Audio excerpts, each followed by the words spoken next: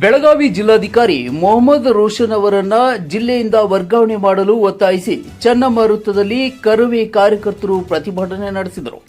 ನಾಡದ್ರೋಹಿ MES ಮುಖಂಡರ rally ಮಾಡಲು ಅನುಮತಿ ಇಲ್ಲದಿದ್ದರೂ ಸಾವಿರಾರು ಸಂಖ್ಯೆ ಜಮಾಯಿಸಿ ಎಂಇಎಸ್ ಪುಂಡರಿಗೆ ಕನ್ನಡದಲ್ಲಿ ಮಾತನಾಡುವುದನ್ನು ಬಿಟ್ಟು ಹಿಂದಿಯಲ್ಲಿ ಮಾತನಾಡಿದ್ದನ್ನ ಖಂಡಿಸಿ ಕರ್ನಾಟಕ ರಕ್ಷಣಾ ವೇದಿಕೆ ಶಿವರಾಮೇಗೌಡ ಬಣದ ಜಿಲ್ಲಾಧ್ಯಕ್ಷ ವಾಜೀದ್ ಹಿರೇಕುಡಿ ತಮ್ಮ ಆಕ್ರೋಶವನ್ನು ವ್ಯಕ್ತಪಡಿಸಿದರು.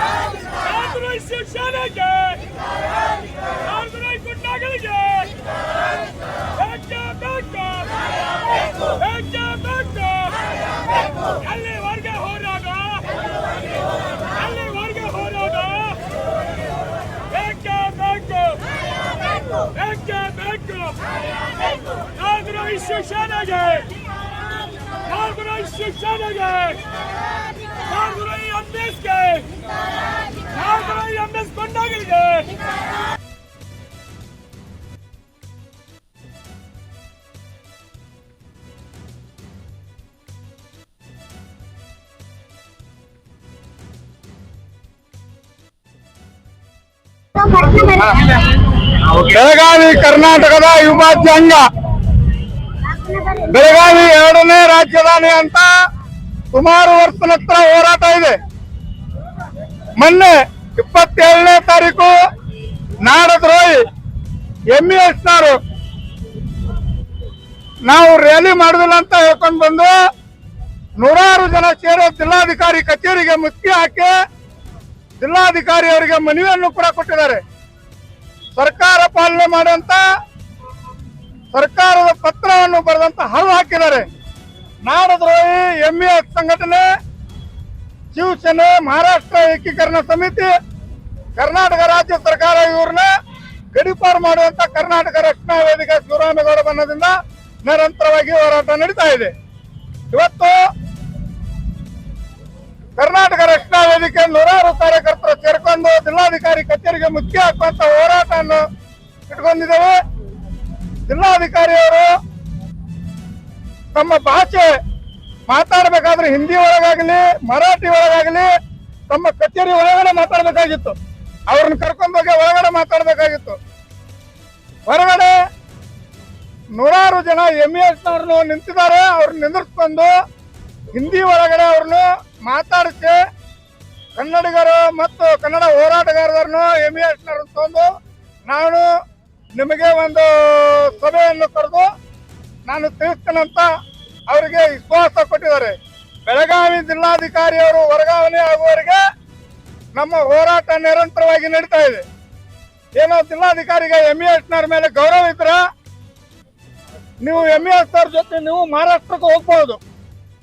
ನಿಮಗೆ ಕರ್ನಾಟಕಕ್ಕೆ ಬರೋಕೆ ಯಾರು ನಿಮ್ಗೆ ಹೇಳಲ್ಲ. ಕರ್ನಾಟಕ ರಾಜ್ಯದಲ್ಲಿ ನಿಮಗೆ ಲಕ್ಷಾಂತರ ರೂಪಾಯಿ ಹಣವನ್ನು ತಗೊಂಡು ಲಕ್ಷಾಂತರ ರೂಪಾಯಿ ಮನೆಗಳು ಕಟ್ಕೊಂಡು ನೀವು ಜಿಲ್ಲಾಧಿಕಾರಿ ಒಂದು ಹಾಗೆ ಕನ್ನಡ ಮೊದಲನೇದಾಗಿ ಹೊರಗೆ ಬಂದ್ರೆ ಕಚೇರಿ ಹೊರಗೆ ಬಂದ್ರೆ ಮೊದಲನೇದಾಗಿ ಕನ್ನಡ ಮಾತಾಡಬೇಕು. ನೀವು ಕಚೇರಿ ಹೊರಗೆ ಬಂದ ನಂತರ ಅವ್ರಿಗೆಲ್ಲ ಹಿಂದಿ ಭಾಷೆಯನ್ನು ತಿಳಿಸ್ರಿ, ಮರಾಠಿ ಭಾಷೆಯನ್ನು ತಿಳಿಸ್ರಿ. ಕನ್ನಡಕ್ಕೆ ಅವಮಾನ ಮಾಡ್ತಾ ಇದ್ರಿ ನೀವು. ಬೆಳಗಾವಿ ಜಿಲ್ಲಾಧಿಕಾರಿಯಾಗಿ ನಿಮ್ಗೆ ನಾಚಿಕೆ ಬರೋದಿಲ್ಲ. ಯಾರು ನಿಮ್ಗೆ ಸವಲತ್ತು ಕೊಟ್ಟಿದ್ದಾರೆ? ಯಾರ ರಾಜಕಾರಣಿಯಿಂದ ಒತ್ತಡ ಇದೆ ಹೇಳಿ, ನಾವು ಹೊರಗೆ ಬರ್ತೇವೆ, ನಾವು ನಿಂತ್ಕೊಂತೇವೆ ನಿಮ್ ಜೊತೆ.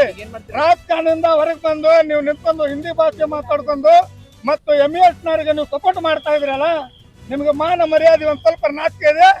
ಇದಷ್ಟೇ ಹೋರಾಟ ಅಲ್ಲ, ಈಗ ಬರೋ ಒಂದು ವಾರದಲ್ಲಿ ರಾಜ್ಯಾದ್ಯಂತ ಉಗ್ರವಾಗಿ ಹೋರಾಟ ಬೆಳಗಾವಿಯಲ್ಲಿ ಖಂಡಿಸ್ತಾ ಇದೀವಿ. ಬೆಂಗಳೂರಿಂದ ಬಂದ್ ಕರೆಯನ್ನು ಕೊಡ್ತಾ ಇರುವಂತ ವಟಾಲ್ ನಗರ ಸಾಹೇಬ್ರನ್ನು ಮೊನ್ನೆ ಫೋನ್ದಲ್ಲಿ ಮಾತಾಡಿದ್ದಾರೆ. ಏನು ಜಿಲ್ಲಾಧಿಕಾರಿ ಮರಾಠಿಯಲ್ಲಿ ಮಾತಾಡಿದ್ದಾರೆ.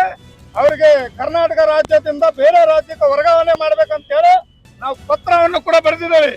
ಸರಿಲ್ಲ ಅದನ್ನ ಮನವಿ ಪತ್ರವನ್ನು ಕೂಡ ಬರೆದಿದ್ದೇವೆ. ಕರ್ನಾಟಕ ರಾಜ್ಯ ಸರ್ಕಾರ ನಾವು ಕರ್ನಾಟಕ ರಾಜ್ಯ ಸರ್ಕಾರಕ್ಕೆ ಪತ್ರವನ್ನು ಬರೆದಿದ್ದೇವೆ. ನಾವು ಜಿಲ್ಲಾಧಿಕಾರಿಯವರಿಗೆ ಕರ್ನಾಟಕ ರಾಜ್ಯದಿಂದ ಬೇರೆ ರಾಜ್ಯಕ್ಕೆ ವರ್ಗಾವಣೆ ಮಾಡ್ಬೇಕಂತ ಹೇಳಿ ನಮ್ಮ ಕರ್ನಾಟಕ ರಕ್ಷಣಾ ವೇದಿಕೆಯಿಂದ ಒತ್ತಡ ಇದೆ. ಏನಾದ್ರೂ ಒಂದ್ ವೇಳೆ ಮಾಡ್ಲಿಲ್ಲ ಅಂದ್ರೂ ಕೂಡ ದೊಡ್ಡ ಮಟ್ಟದಲ್ಲಿ ಬೆಳಗಾವಿ ಬಂದ್ ಕರೆಯನ್ನು ಕೊಟ್ಟು ಹೋರಾಟವನ್ನು ಮಾಡಬೇಕಾಗಿತ್ತು ಅಂತ ನಾನು ಎಚ್ಚರಿಕೆಯನ್ನು ಕೊಡ್ತಾ ಇದ್ದೇನೆ. कॉन्स्टिट्यूशन में है और जो आपके रिक्वायरमेंट्स हैं। डेमोक्रेसी में हमको आपकी भी बात सुननी है और बाकी सारे स्टेक होल्डर्स की बात सुननी है। मैं ये मान के चलूँगा कि जब हम डिस्ट्रिक्ट लेवल कोऑर्डिनेशन कमेटी की स्थापना करेंगे उसमें आप, आपके जितने भी लीगल माइंड्स हैं, आप सभी हमारे साथ बैठे।